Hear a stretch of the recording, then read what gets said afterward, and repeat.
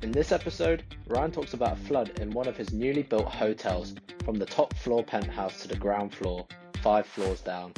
Multiple guests were trapped in the building after the power went off, the fire curtains came down and the building was flooded. Nearly 4 hours the guests were trapped in the building due to a sophisticated system that failed. Here's what we learned about this experience and how to safeguard against this happening in the future. Visit www.propertycrashcourse.com to learn more. It's 100% free. Hey everyone, I'm Ryan's show producer Adam, and we want all these episodes to impact you the most to move the needle in your business. So, before we get into today's episode, let me share Ryan's backstory to give you the confidence you may need to apply these unlocks. Ryan Otto knew he was an entrepreneur since he was 11 years old. And since 2016, an ex-convict who lost everything after discovering his now ex-wife had had an affair, he lost his home, children, and all the wealth he had built up when he was sentenced to nearly 5 years in prison for a crime carried out by a lifelong friend, and found himself in maximum security prison alongside some of the country's most dangerous and high-profile criminals. He turned this horrendous negative situation into a positive one. Trained to become a Samaritan, meaning his time in prison away from his family was spent helping other inmates who were contemplating and even had attempted suicide in custody. Ryan left custody with £175,000 worth of debt and has gone on to build a multi-million-pound portfolio in property, with his fourth hotel acquired since April 2020 during the pandemic and recession, with residential and commercial investment properties in the UK and Malta. Looking back, Ryan was nothing special. In fact, he was not academic in any way, and being a mixed-race teenager in a small town, crippled with dyslexia meant he was shy, and left school with more criminal records for petty crimes like joyriding fast cars and motorbikes than GCSEs.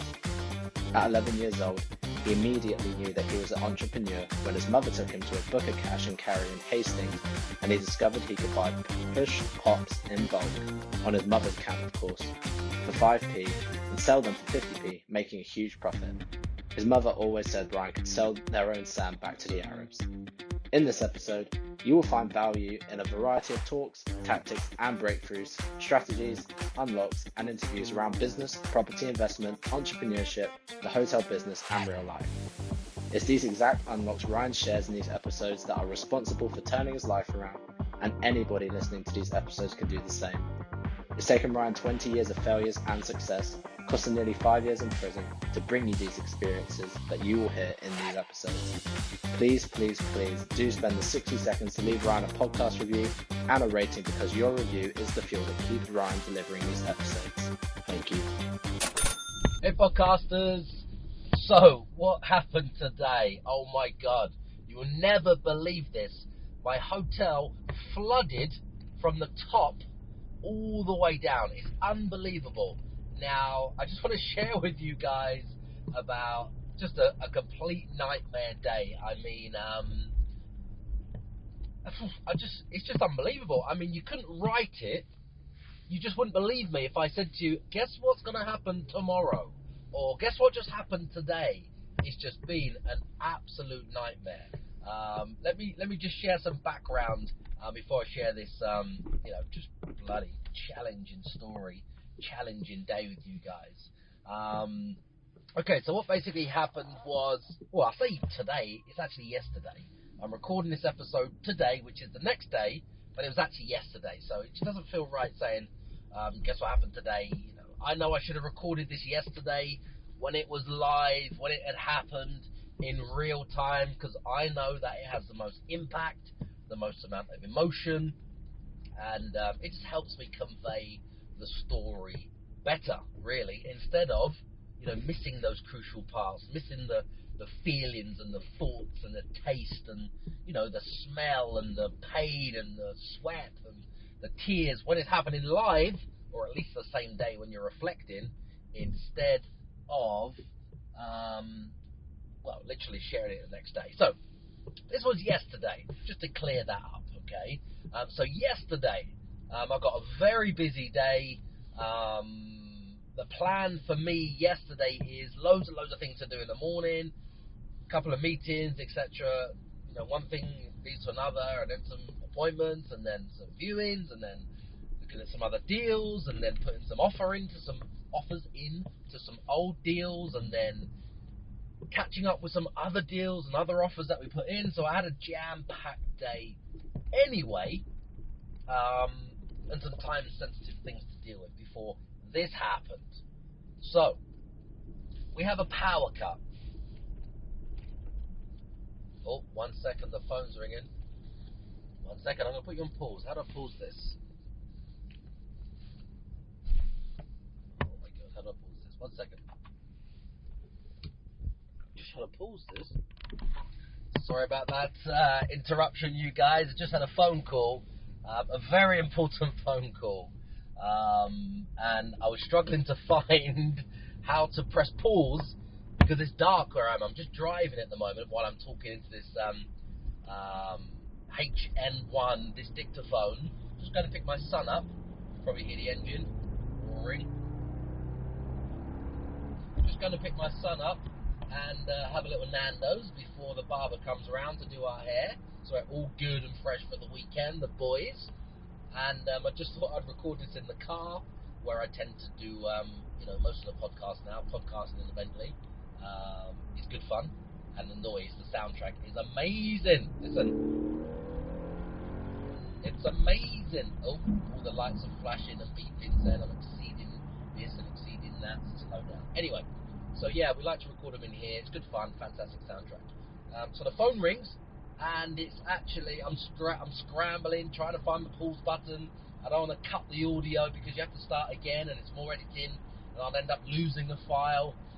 So I'd like to do just one complete take of any podcast, so there's no real post-production. It's just intros, outros, and maybe we just clean up some of the background noises, etc. But this background noise is obviously amazing. We don't want to clear that up. We want more of that. So yeah, had this phone call from a hotel they're actually buying. This is a lease that we're buying, so it's a lease assignment. So it's leasehold, it's not freehold. Okay, so we're buying a hotel. We're supposed to exchange last week.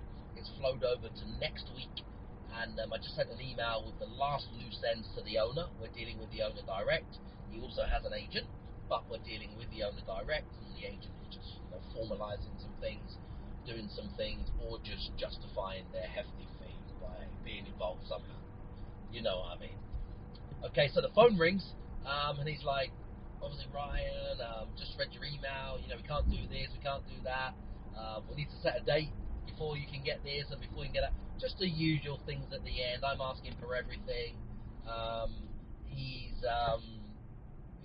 trying to hold back and doesn't want to give the information until we've exchanged, which is understandable, but it's just a little bit of negotiations, a little bit of business, a little bit of fun, and getting the job done at the same time. So everybody gets what they want.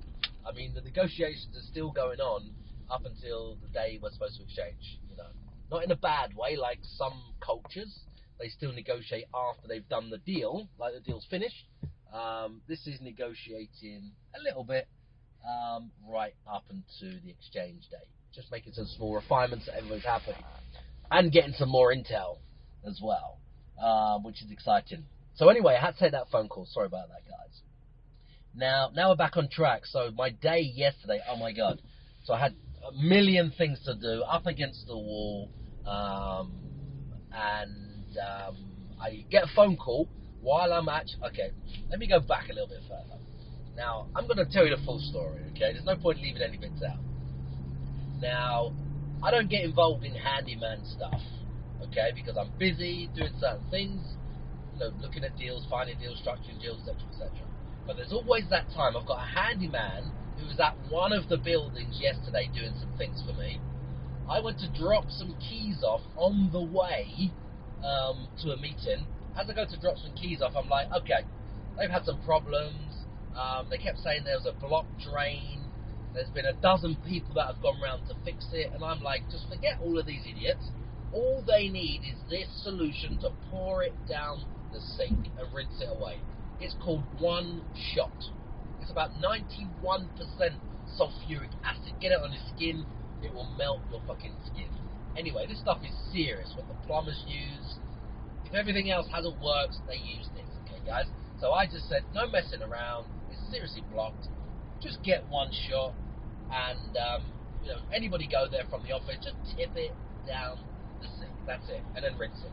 So I'm like, okay, fine. I'm actually heading there because I'm going to a meeting. I'll take the keys, spare set of keys, just drop them off, and then because our housekeeper lives there, one of them, and then they're just about to move in, and then I'll just pour the thing down, leave it 3 to 5 minutes while I make some calls, turn the tap on, then it's gone.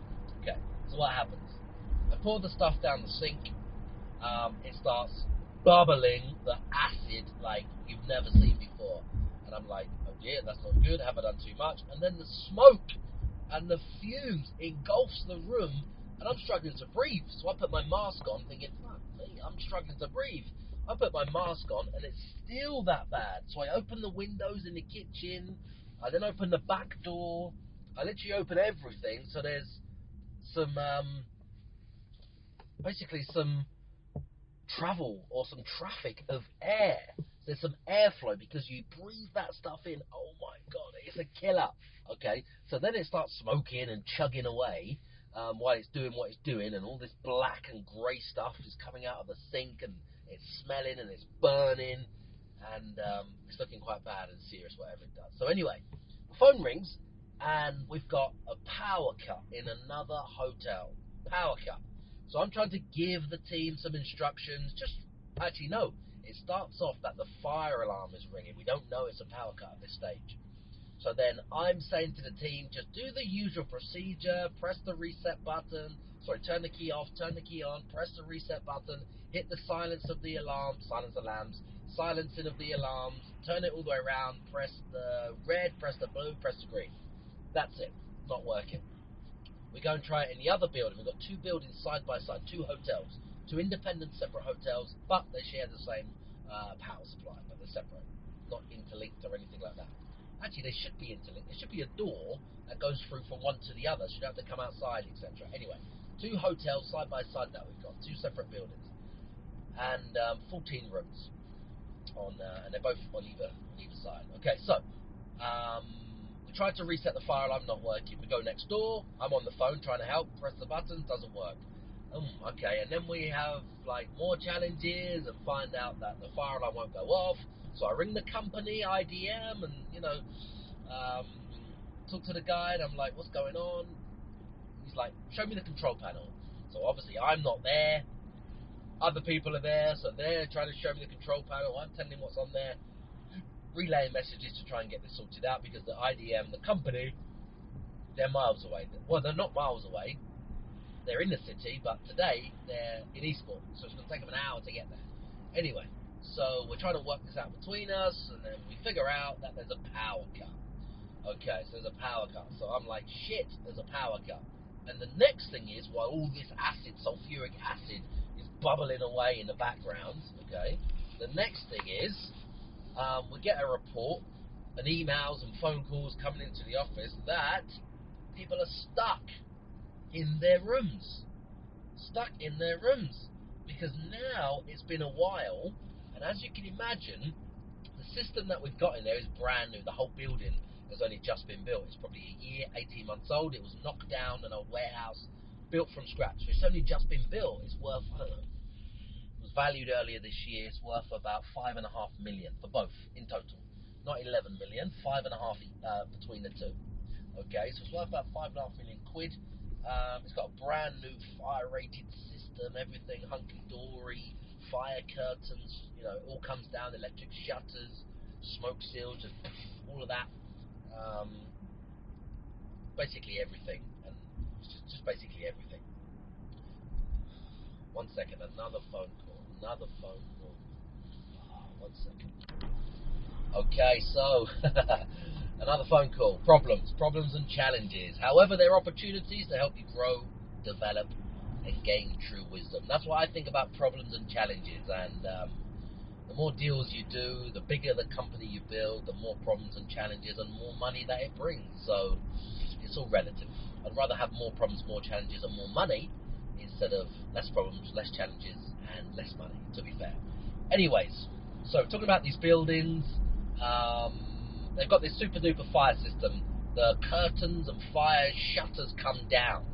Now they've got, when there's a fire, Obviously there isn't a fire, there's just a power cut. So they come down as an emergency thing, assuming there's a fire, and they come down. Maybe there's a fault somewhere or a flaw in this system. Anyway, now what that means is, because there's no fire, and we tell the people there's no fire after they say the power's gone off, this has happened, the curtains have come down, the shutters, etc., etc. Do we need to get out of the building? There's no fire, we check everything, and 30 minutes goes by, and then guess what happens?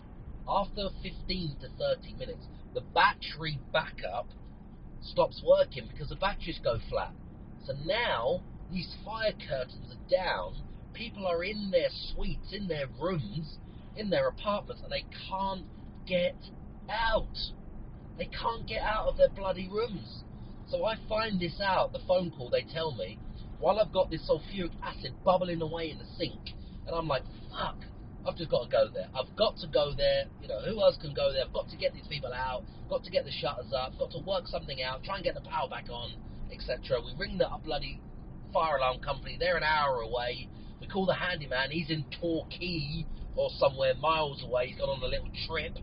And I ring somebody else and they don't answer the phone. So I'm like, I've got to go there. So I just leave. Sulfuric acid bubbling away in the sink. I leave, okay? Smoke fumes everywhere. Get to the hotel. In the fuse boxes, looking around. There's problems, trying to work out what it is. But then we think maybe it's not a power cut because on the ground floor there's lights. There's emergency lighting and mains lighting, and all of the sockets are still on the ground floor in both hotels. So now we're thinking it can't be on the street. It must be in the building. It must be in the building. There must be a problem with the fuse boards. We're calling electricians, everything else, try and find out, get them to come, flicking all the switches, turning things on, turning things off. But it still says no supply. No supply. All the fire alarms are beeping, screaming, making a noise. Then we walk next door, both sides, and find out that all the power's off in the street. So we go online and we find out that all the power is off in the street. He's a #1 Amazon bestseller. He's an NLP manipulator. He's a property course seller. He's a Lamborghini driving multi-millionaire property guru. Forget that same old boring I am me narcissistic podcast format, because nobody gives a fuck. This podcast is all about you. So I'm taking these few seconds to thank you for subscribing, to thank you for leaving your 5-star reviews, and thank you for sharing this show with all of your friends. My team and I will keep bringing you these episodes and answering all of your burning questions in my Facebook community group called Property Crash Course. If you can just keep telling all of your friends about this show.